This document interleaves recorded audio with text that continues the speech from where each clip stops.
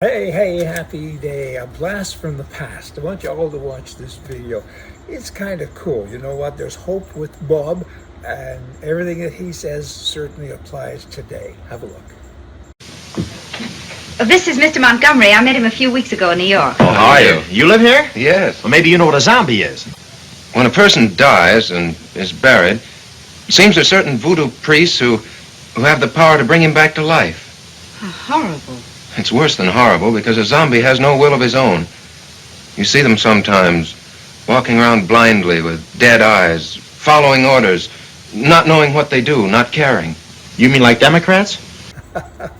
That's kind of cute. Hey, thanks so much, Joe from Calgary, for sending me that video. Bob Hope and I were good friends.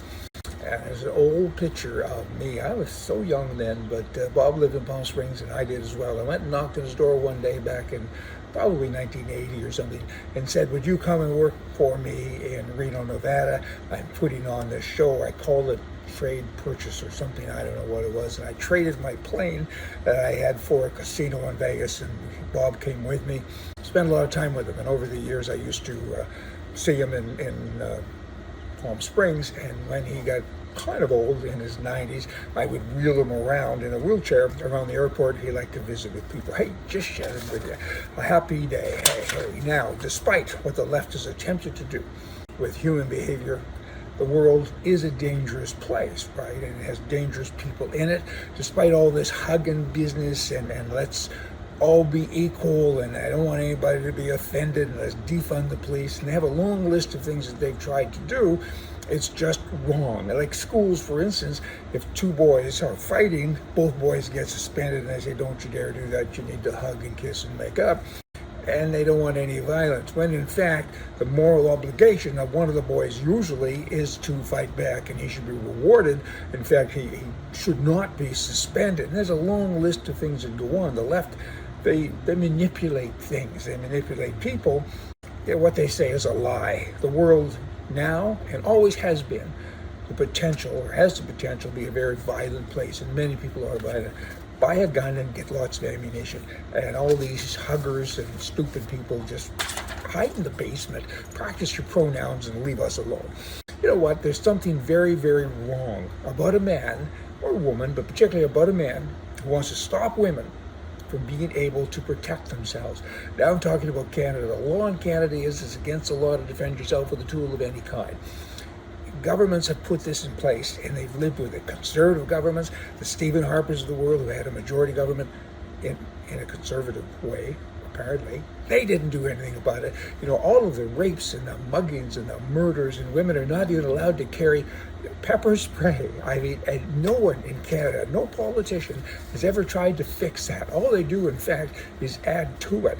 Something's really, really wrong with that. I mean, these aren't men. They aren't real men.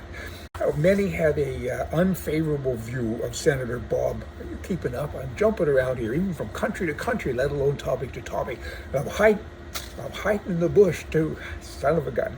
You know, this Senator Bob Mendez out of New Jersey, he's a Democrat, and he's kind of a bad guy, I guess.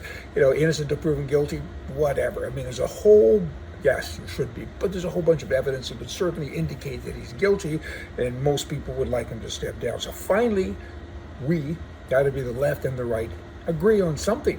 It's rather shocking. 78% of Democrats and 79% of Republicans think that the senator should resign. Until you find out if you really are innocent or guilty, right? That's kind of interesting. Now you got New York. New York, a sanctuary city and a sanctuary state, except when it doesn't work for them. That's the liberal mindset again. I mean, oh, hold on here. We've got 30, 40,000 people plugging our schools. These are immigrants. They're not Americans, and how dare they come here? It was okay when they go to Texas and Arizona and other places, but not in our place, right? So now they're saying, we got to get rid of you people, so we're going to have a re-ticketing center, and you can buy and you can have a free complimentary one-way plane ticket to anywhere in the world. We just want to get rid of you. I guess it's a good thing. You can get on a plane, you can go to Norway and have a visit, and then get back to New York and they'll maybe do it again. They reward you all of the time. That's the left. I mean, good bloody grief.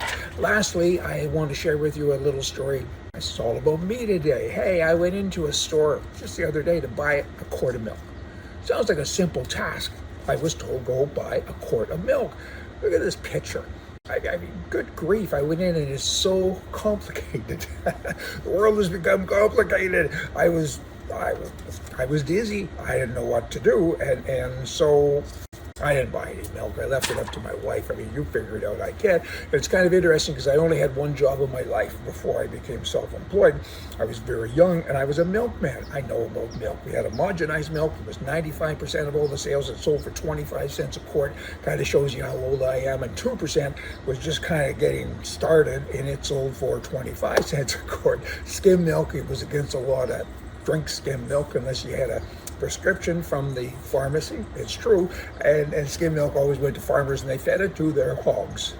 Hey, who knew? And every Wednesday we made chocolate milk. That's enough. The world, hey, lighten up. The world's a good place. There's hope.